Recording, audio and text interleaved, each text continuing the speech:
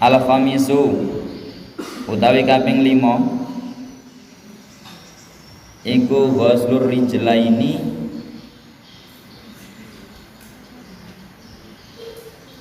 basuh sikil loro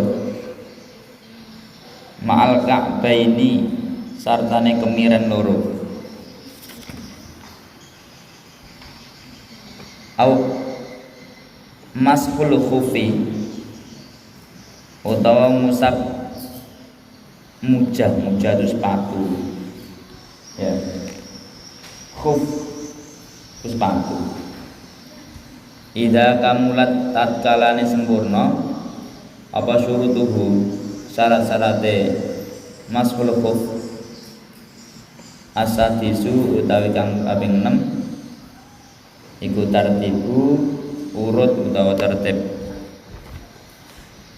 Jadi rukun yang nomor 5 yaitu membasuh kedua kaki sampai batas mata kaki.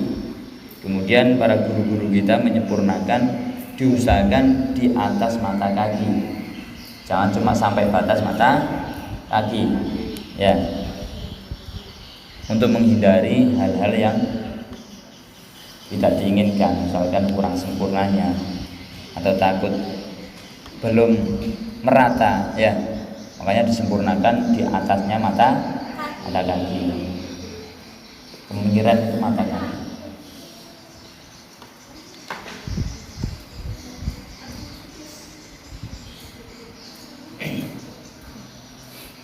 Khuf itu sepatu ya, orang-orang dulu ketika bepergian atau keluar dari rumah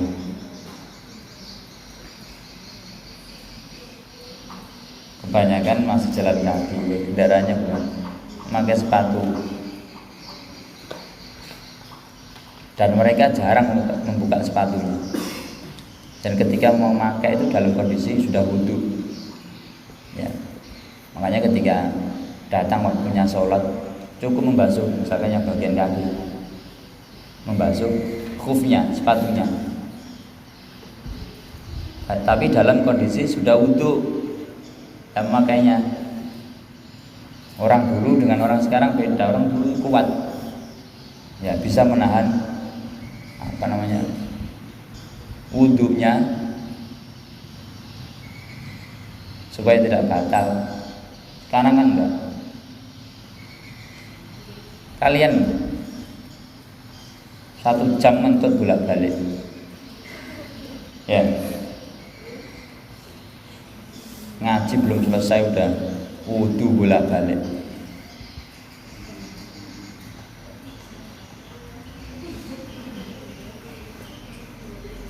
Jadi orang-orang dulu itu ketika punya wudu dijaga supaya tidak, soalnya mau wudu susah, air nggak seperti zaman sekarang, apalagi di daerah padang pasir ya, jarang menemukan air.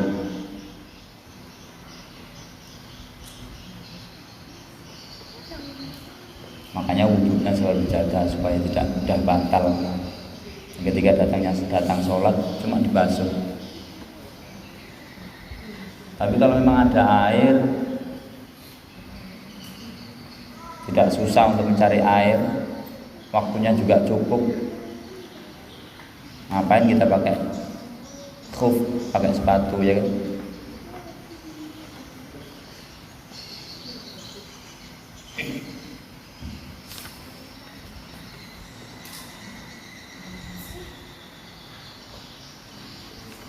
Jadi syaratnya atau rukun wudhu itu ada 6. Rukun-rukunnya wudhu atau fardu-fardunya wudhu itu ada 6. Yang pertama niat ya, niat itu dibaca ketika kita membasuh wajah. Terus yang kedua membasuh wajah ketika membasuh kedua tangan, membasuh sebagian kepala, Yang kelima, membasuh kedua kaki sampai diusahakan sampai atas mata kaki. Dan yang terakhir, tertib urut, jangan diacak. Ya, misalkan kaki dulu, harus bagian kepala, atau tangan dulu, nggak boleh, harus urut, tertib.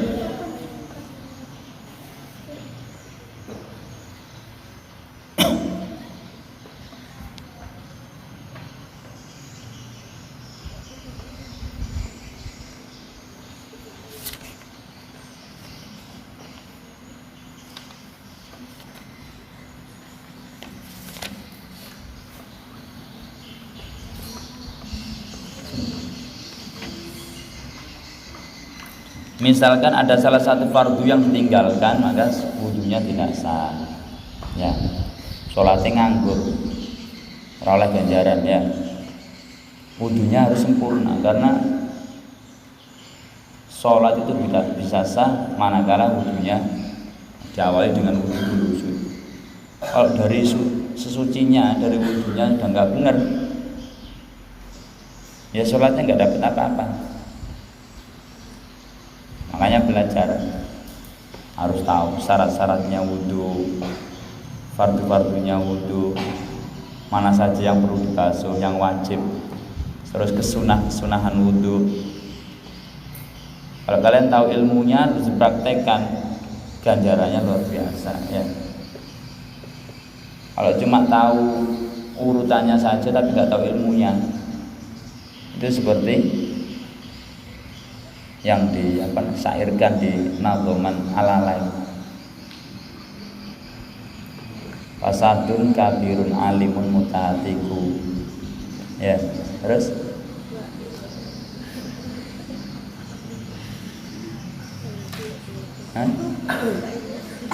wa akbaru min jahilun mutahatiku. Itu ya. Ketika orang alim, orang yang pintar, orang yang tahu tidak mau mengerjakan, itu salah satu penyebab ya kerusakan yang besar. Ketika ada orang alim, orang yang sudah tahu ilmunya tapi nggak mempraktekkan, ya itu bisa menyebabkan kerusakan yang besar. Dan bahkan kerusakan yang lebih besar dari itu ketika orang yang tidak tahu ilmunya justru melakukan. Jadi yang tahu nggak mau mengerjakan, yang tidak tahu malah mengerjakan. Nggak tahu ilmunya, misalkan ada orang nggak tahu ilmunya, sholat sehari 1000 rakaat, ya, saking semangatnya ibadah tapi tanpa ilmu. Ini justru kerusakan yang malah lebih besar lagi.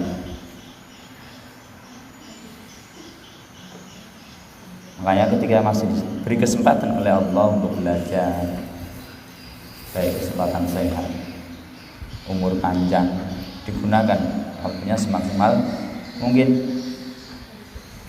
untuk belajar dan belajar ya.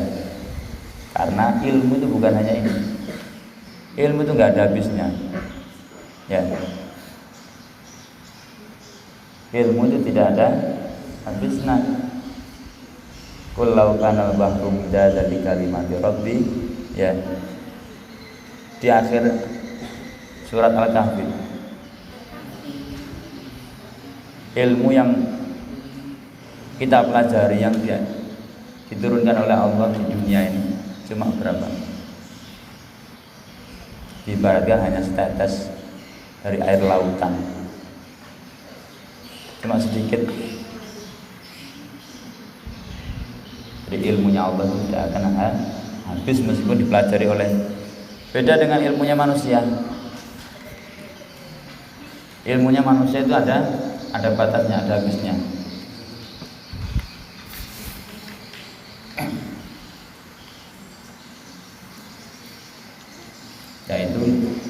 dari penjelasan mengenai bab 7 ya, mengenai fardu-fardunya wudu. Kita lanjut ke pembahasan yang kemarin.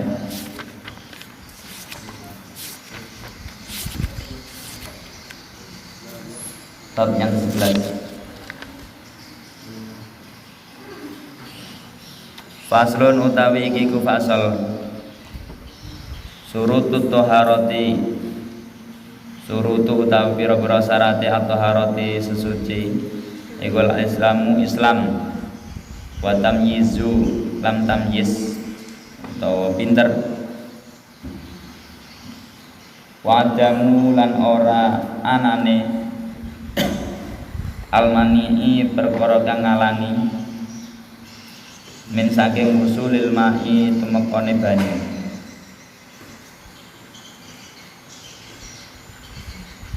ilal maghsuli marang kang dibasuh. Jadi yang pertama, syarat-syarat ketika kita bersuci itu ya mandi, wudhu, tayamum itu bersuci, bukan hanya wudhu ya. Yang dinamakan bersuci itu ya mandi, wudhu dan tayamum.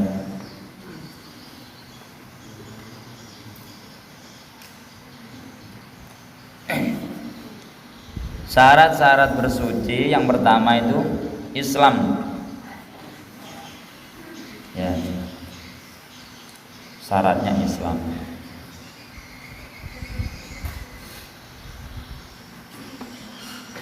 Harus beragama Islam. Kalau tidak beragama Islam berarti belum mencukupi atau belum memenuhi syarat. Meskipun sudah wudhu, sudah mandi, sudah tayamum ya, tapi belum masuk Islam. Ketika mau sholat, mau apa ya nggak sah, batal wudhunya. Meskipun rukun-rukun wudhunya sudah terpenuhi, tapi belum masuk Islam. Syarat utama harus Islam. Yang kedua, wa tamyizu, tamyiz atau memayyiz.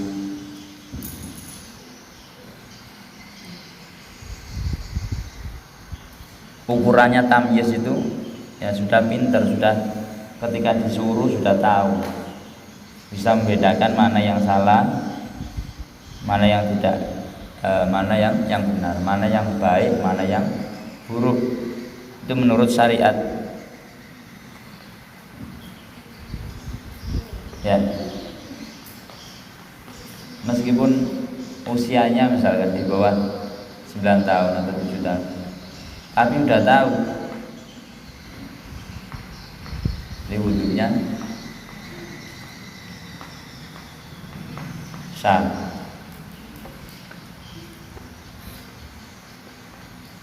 Apa ukurannya?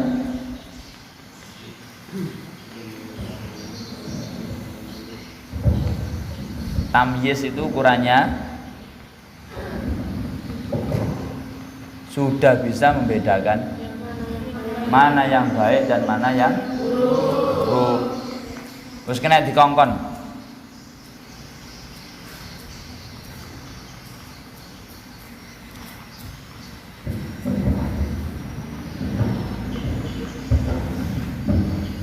Kemudian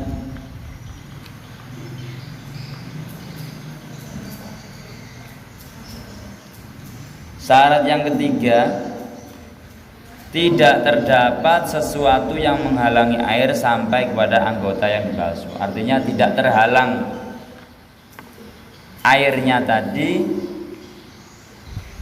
ketika mengenai anggota tubuh.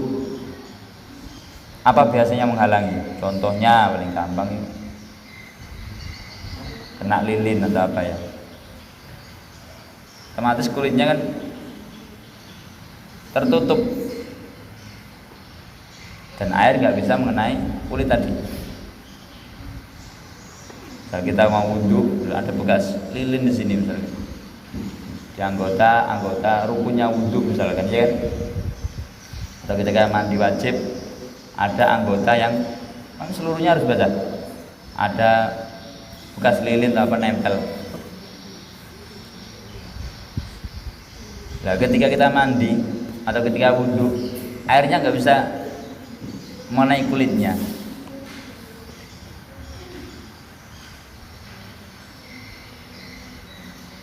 Nah, ini syarat yang ketiga, tidak ada penghalang air itu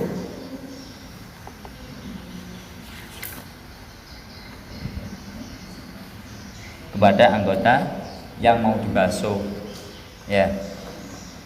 Tapi kalau terhalang, ya wudhunya nggak sah kalau itu di anggota rukun-rukunnya wudhu. Kalau kita mandi, tadi mandi kita nggak sah.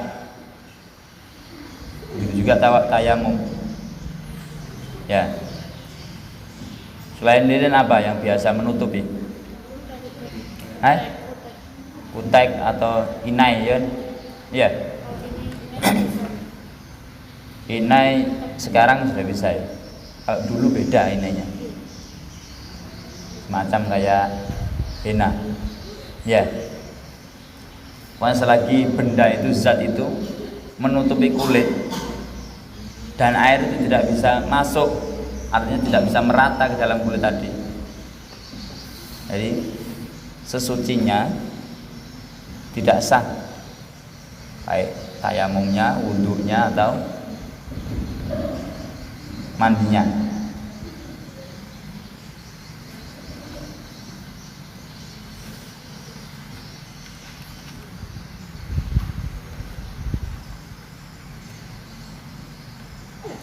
Wa anan yento yakuna ono apa alma'u banyu iku mutahhiron bisa nyucikake yan lawan yento la yasluba ora ilang ismuhu apa ismuhu asmani banyu bimukho latoti sebab kecampuran tohirin barang kang suci. Yastagni kang sumugih apa alma'u banyu anhu sangking mukholatoti. Selanjutnya syarat daripada suci bersuci itu sah manakala, ya,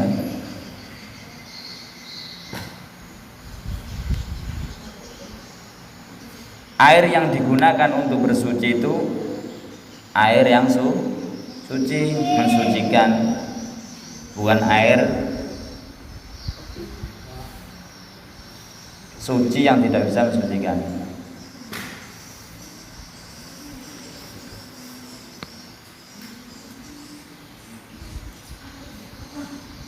Yaitu air yang tidak bercampur dengan sesuatu, ya, yang tidak suci. Jika airnya itu bercampur dengan sesuatu yang tidak suci atau najis, berarti air tadi tidak bisa digunakan untuk bersuci. Makanya butuh air yang dapat mensucikan, tohir mutohir namanya, suci mensucikan.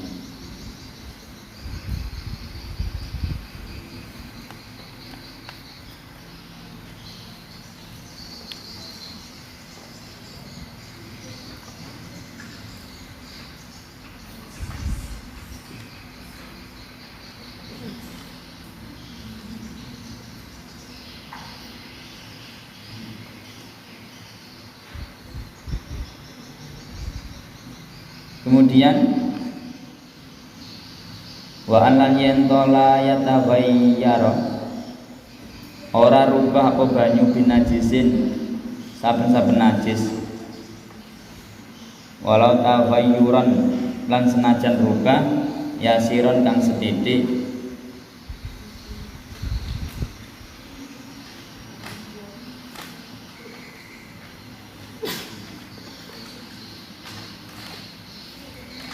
Bukan air yang berubah sebab najis, sekalipun dengan perubahan yang sedikit. Jika air kurang dari, misalkan seperti air yang kurang dari 2 kula, ya. Jadi yang nomor 5 tadi butuh air yang mensucikan. Ketika airnya tadi bercampur dengan sesuatu yang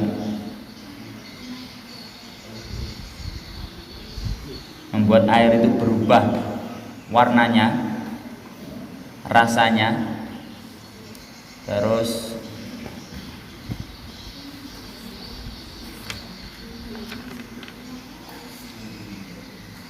baunya, ya. Jadi baunya berubah, warnanya berubah. Umumnya air itu putih bersih, ya. Ini warnanya hitam misalnya. Biasanya nggak berbau, ini baunya menyengat. Terus rasanya misalnya juga berubah. Atau salah satu di antara itu ada, ya.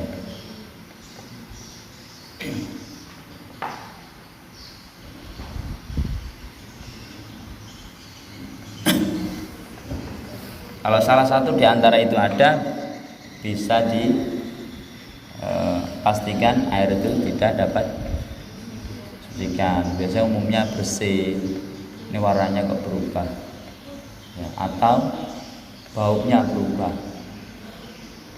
karena faktor campuran, ya, sesuatu. Tidak harus sesuatu yang najis, ya.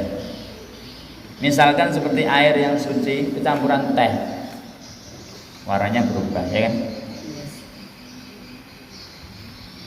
Artinya campur itu tidak bisa dipisahkan, itu campur, ya. Atau air kopi itu suci, kalau nggak suci ya nggak mungkin boleh diminum, ya. Tapi kalau buat wudhu ya nggak boleh, buat mandi juga nggak boleh, karena tidak mensucikan. Artinya bercampur itu seperti itu, ya. Antara air dan kopi tidak bisa dipisah, antara teh dan air tidak bisa dipisah karena sudah membau. Warnanya berubah, baunya pasti juga berubah, bau kopi dan bau teh. Rasanya juga berubah.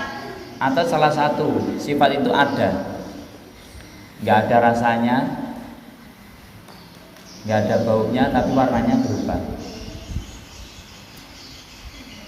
Ini penting, ya, ketika kita mau bersuci, wudhu atau mandi.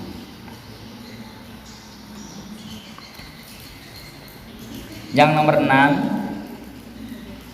ya,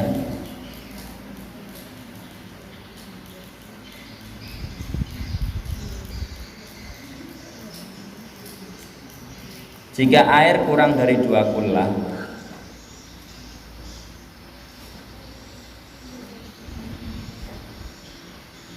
ditambah syaratnya dengan tidak dijatuhi sesuatu yang najis yang tidak dimaafkan dan tidak dipergunakan untuk menghilangkan hadas dan najis, itu berarti bisa digunakan untuk bersuci.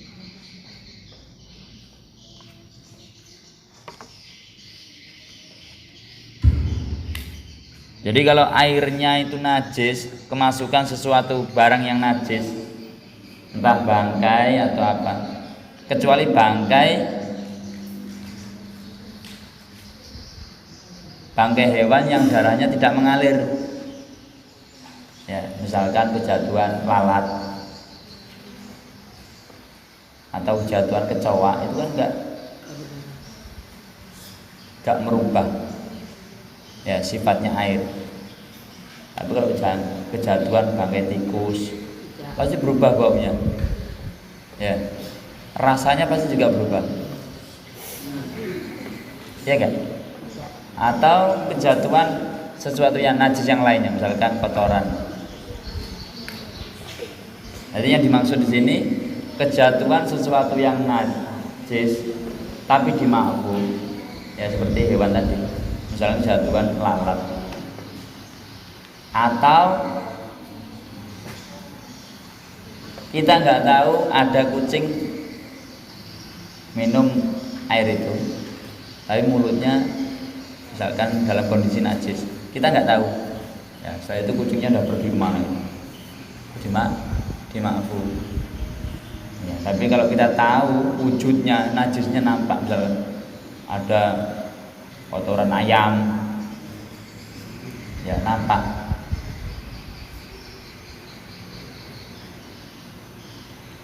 Ada bangkai tikus atau bangkai cicak, nah itu berarti airnya najis.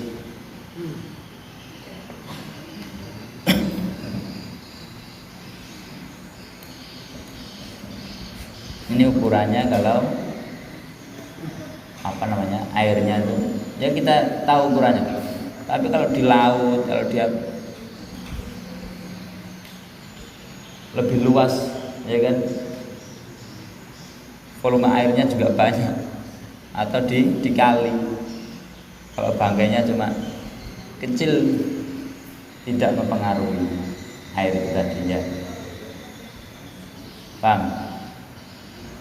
Tapi kalau nampak misalnya di sungai terus ada bangkai sapi, ya, sampingnya terus kalian wudhu di situ, ya itu nggak boleh. Misalkan sungainya luas, di situ cuma ada kodok mati, nggak mempengaruhi kesucian airnya, ya.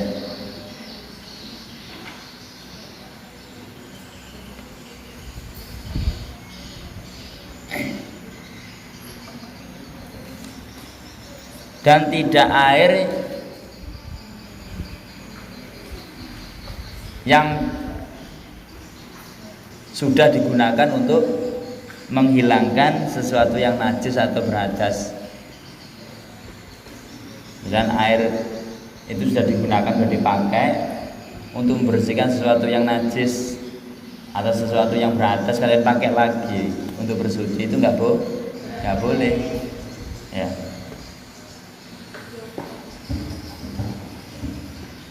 Namanya air mustakmal, air yang sudah dipakai.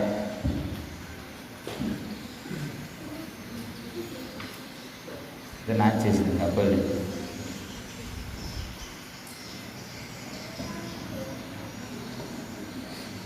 Nah ini pengecualian, ya misalkan ketika kalian mau mencari air karena sulitnya untuk mempertemukan air, ya, karena mungkin daerahnya daerah katakanlah sulit,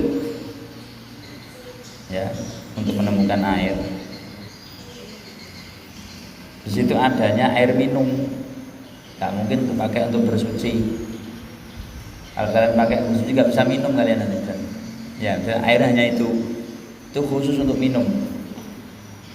Kalau kalian pakai air itu untuk bersuci, kalian malah nggak bisa minum. Adanya air mustakmal, tapi bukan untuk habis untuk menghilangkan najis atau hadas, ya, mungkin habis untuk mandi biasa. Itu ada pendapat lain yang memperbolehkan, ya, dipakai lagi untuk bersuci. Tapi kalau ada kotorannya, ya nggak boleh. Pokoknya tidak digunakan untuk menghilangkan sesuatu yang najis atau berhadas, meskipun mustakmal masih bisa berguna. Ini kalau ya ketika nggak ada air, ya ada air mungkin hanya untuk minum. Tapi ada pendapat lagi ketika emang nggak ada air, adanya cuma itu, ya diperbolehkan untuk bertayamum. Jelas ya? Yang putra jelas? Siapa ini? Terus ini depan ini. Sini. Ayo tidur terus sini. Aman. Pak Ibu. Saya pur.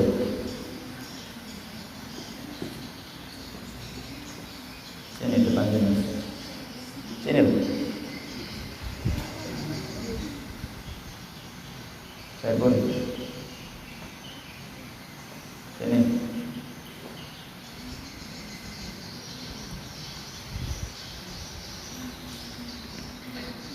Masa setiap ngaji tidur?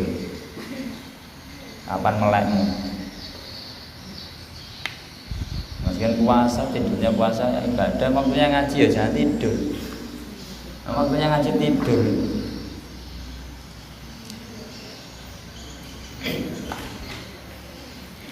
Rugi lah, ya. Ibarat apa namanya? Kalian tuh gelas. Dan saya yang bagian ngasih airnya. Kalau kalian menyodorkan gelasnya itu pasti isi sama. Yang disampaikan sama ya. Masa beda antara satu dan lain mendengarkan beda? Pasti sama. Ya. Misalkan Ustaz tadi menjelaskan tentang fardu-fardunya wudu, pasti sama semua yang mendengar. Makanya satunya mendengarkan tentang fardunya sholat, ya enggak mungkin. Jadi yang dibagikan tadi sama. Nah ini tapi setiap orang itu nanti menangkapnya berbeda-beda. Salah satunya kayak tidur tadi. Ya. Ketika sudah dikasih gelas, Ustadz yang bagian nuangkan airnya, gelas malah buat tutup. Ya, tinggal turu. Gelasmu buat wale, buat tinggal turu. Ya ora kebagian banyu.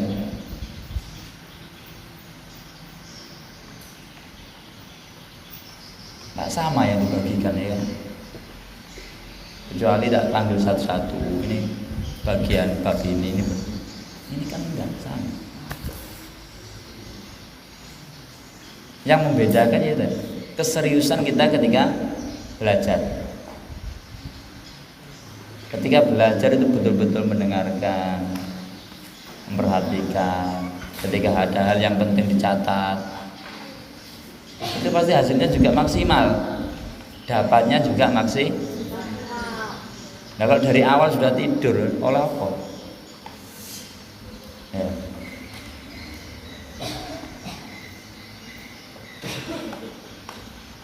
Jadi dalil yang orang tidur itu dapat ibadah ketika bulan puasa jangan dipakai ketika dalam majelis. Ya, dalam majelis ilmu jangan dipakai. Ya, di pasar.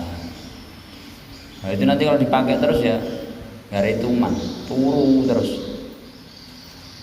Nuruti turu ra nontek. Ya. Kayaknya ceritanya wong kok puas karena tidur, nggak ada ceritanya. Saya sudah puas tidur terus nggak turu belas sampai saat mati nih. Nggak mungkin. Tidur itu kalau dituruti tambah menak nih, turu terus.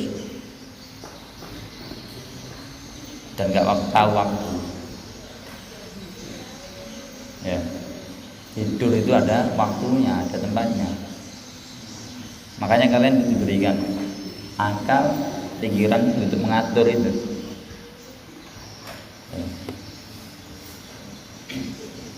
Kalau sesekali nggak apa-apa, terus-terusan.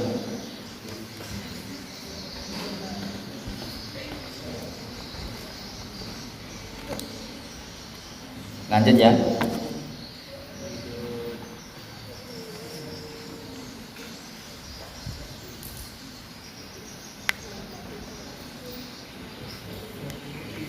Diusahakan ketika kalian memakai wadah ketika mau wudhu atau membuat misalkan kamar mandi. Ketika kalian nanti punya rumah, bikin kamar mandi, diusahakan kamar mandinya itu yang sekalian bisa untuk wudhu. Artinya lebih dari dua kolah, jangan dipres 2 kolah ya. 2 kolah itu ukurannya kalau dihitung persegi 60 cm persegi, tapi itu ngepres. Kalau kisaran liternya berapa? Hah?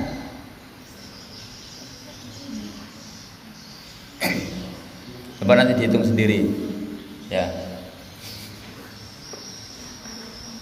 Jadi wadahnya itu kurang lebih 60 cm persegi. Tapi kalau bisa ya dibuat di vulkan 100 cm persegi atau 1,5 meter ya. Jadi kalau cuma kalian press, ketika nanti kalian ambil airnya berkurang, jadi bukan 2 kolah lagi. Kalau kalian pakai air itu misalnya untuk bersuci ya, menjadi air mustakmal ya. Misalkan seperti ini, kolah ini tempat kalian masuk ke dalam masjid ini kan lebih dari 2 kolah ya kan? Mungkin kisaran 3 kolahan ini ke 6 kolahan ini. 2 kolah itu ya 60 cm, setengah meter lebih 10 cm ya. Tapi persegi itu ngepres. Jadi kalau bisa ya dilebihkan, jangan dibuat pres. Nanti kalau kalian ambil 1 gayung udah berkurang berarti kurang.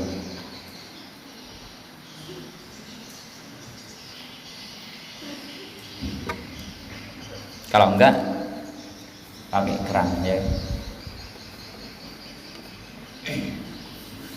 Makanya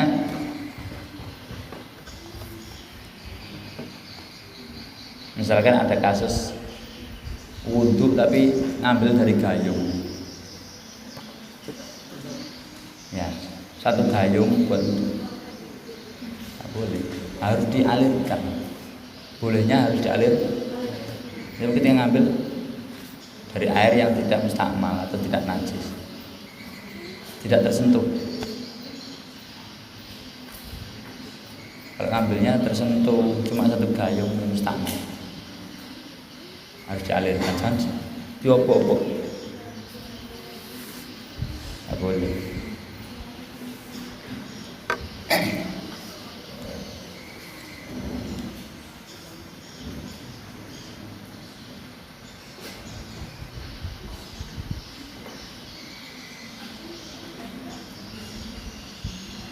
An la yulaqiyatu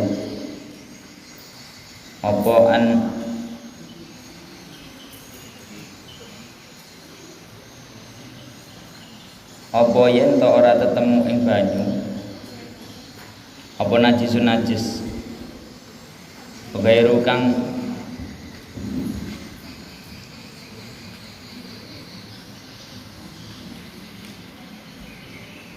gairu makfuwin kang ora disepuro apa anhu najis wala lan ora istu'mila gunakake apa banyu fi ing dalem rafil hadasi ngilangi hadas au izalati utawa ngilangi au izalatin najisin utawa ngilangi najis wa malam Paman utawi sapa wonge iku lam yajidi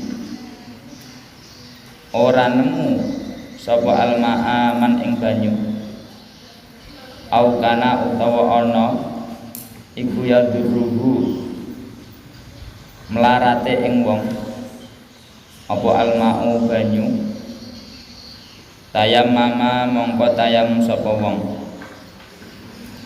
ba'da sawise dukhulil waqti mancingnya waktu. Ketika kalian tidak menemukan air, ya, maka bisa dengan cara bertayamum, atau ada air tapi jauh. Yang ketika kalian menuju ke tempat air itu waktu sholatnya habis. Misalkan ada air berapa kilo dari tempat tinggalmu, sedangkan waktunya tuh cuma tinggal berapa menit lagi, nggak mungkin kan? Makanya caranya ketika tidak ada air yaitu dengan bertayamum. Tapi ketika bertayamum, ya, terus ternyata menemukan air, ya, sudah tayamum, sudah sholat misalkan, ya, ternyata di sekelilingmu ada air, berarti mengulangi lagi sholatnya tadi dengan wudhu. Paham? Tayamum itu berlaku manakala di tempatmu tidak ada air. Ada air tapi jauh. Ketika kalian menuju ke tempat air itu waktunya habis waktu sholatnya, maka diberi keringanan untuk bertayamum. Dan tayamum itu dilakukan ketika sudah masuk waktunya sholat. Oh, ini udah waktunya masuk duhur. Sholat belum waktunya, nggak boleh. Misalkan, ya, tayamumnya untuk waktu duhur, tapi belum masuk waktu duhur, nggak boleh. Tayamum itu berlaku hanya untuk satu waktu sholat. Jadi kalau kita mau tayamum sholat duhur, ya, tayamum itu untuk duhur saja. Ketika mau sholat asar, ya tayamum lagi untuk sholat asar. Ketika mau sholat maghrib, berarti tayamum lagi untuk sholat maghrib. Gak bisa sekali tayamum untuk beberapa sholat, nggak boleh. Itu bedanya tayamum dengan wudhu. Satu dilakukan ketika sudah masuk waktu sholat. Yang kedua hanya untuk satu waktu sholat.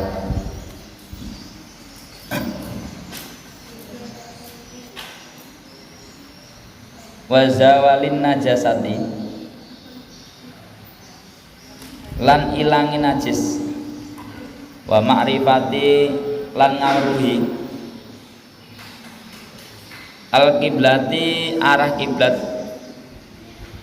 biturabin lawan lebu khalisin kang murni, tahurin kang suci, lahu kang kedue lebu apa hubarun leduk fil wajhi ing dalam wajah, wal yadaini lan tangan loro, yuratibuhuma kang murut-murut sapa wong ing wajah utawa yadain, bidor bataini kelawan rong pukulan, biniyati kelawan niat, istibahati amreh wenange, istibahatil fardi amreh wenange fardune as-sholati sholat, ma'a sartane nakali mindah lebu, aw mashi utawa musat awalil wajhi kawitane wajah. Yang putri dengarkan tuh, jangan ngobrol sendiri. Ketika kalian bertayamum, ya, jadi rukun-rukunnya juga berbeda. Kalau wudhu itu rukunnya ada 6, ya kan? Niat, basuh muka ke wajah, membasuh kedua tangan sampai siku, membasuh sebagian kepala, membasuh kaki sampai batas mata kaki, dan yang terakhir tertib urut. Tapi kalau tayamum, yang pertama niat, yang kedua membasuh muka, membasuh kedua tangan, dan tertib. Kaki nggak perlu, ya. Yang dibasuh dengan debu itu loh. Yang diusap dengan debu cuma muka sama tangan. Kaki enggak. Ya. Siapa yang tayamum kaki juga diusap? Niat. Berniat untuk bertayamum. Ketika usahanya sudah terpenuhi, sudah tidak menemukan air, maka bertayamum, niat. Diusahakan dengan debu yang suci, yang bersih.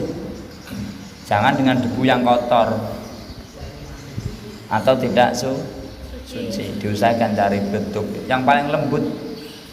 Tahu kan debu yang paling lembut? Biasanya nempel-nempel di tembok atau di kaca-kaca, ya. Yang paling lembut. Jangan saking mantepnya terus tanahnya buat. Ini berlebih-lebihan namanya, ya. Jadi yang dimaksud tayamum pakai debunya, debu yang paling lembut, suci dan bersih.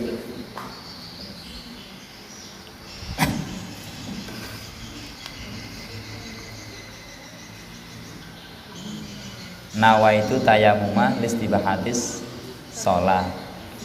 Ya, niat tayamum. Ya.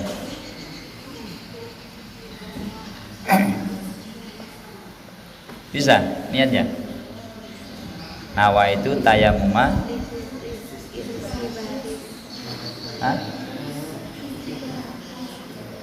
Listibahatis sholat. Dihafalkan ya. Di buku fasolat tentu ada.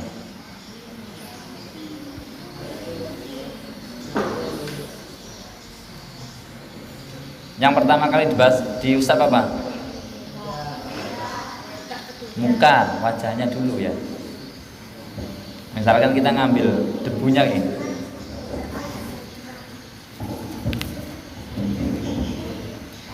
Ya dulu, bismillahirrahmanirrahim. Nawaitu tayamum listibahatis sholat. Ya. Dari sana ya. Jangan digeser.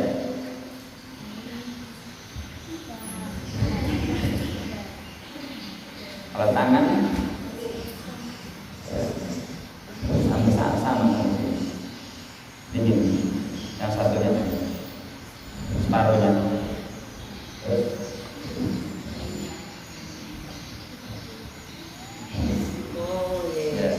Jangan ya habis. Ya, ketika kita ngambil, jangan di tempat yang tadi, di tempat yang lain. Itu tata cara bertayamum.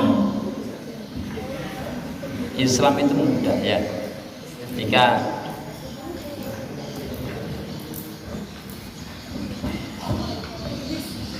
kita tidak bisa melakukan sesuatu itu karena adanya uzur atau darurat, pasti ada solusi yang lain. Artinya sholat tetap wajib dikerjakan dalam kondisi apapun, ya. Dalam kondisi apapun. Saking pentingnya untuk menjaga sholat, ya.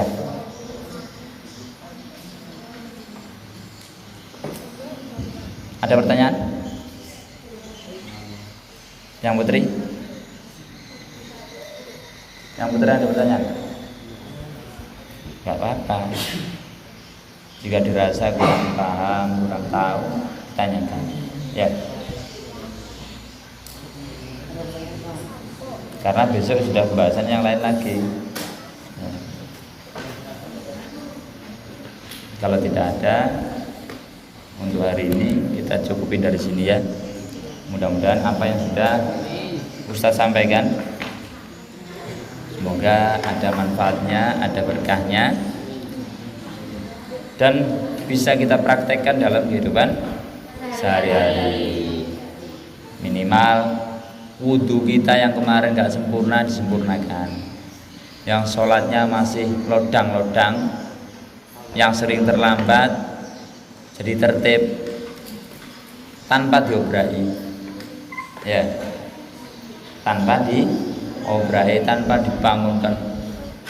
Masa setiap sholat suruh bangunkan terus ya, sesekali 2 kali setiap sholat suruh bangunkan ya. Kalau pas ustadz dan ustadzanya ada ya, kalau nggak ada berarti kan nggak sholat nanti. Harus latihan, kalau nggak latihan nggak bisa. Dari sekarang ya.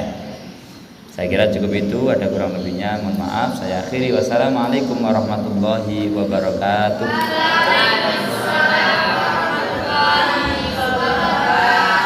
Allahumma sholli ala Muhammad.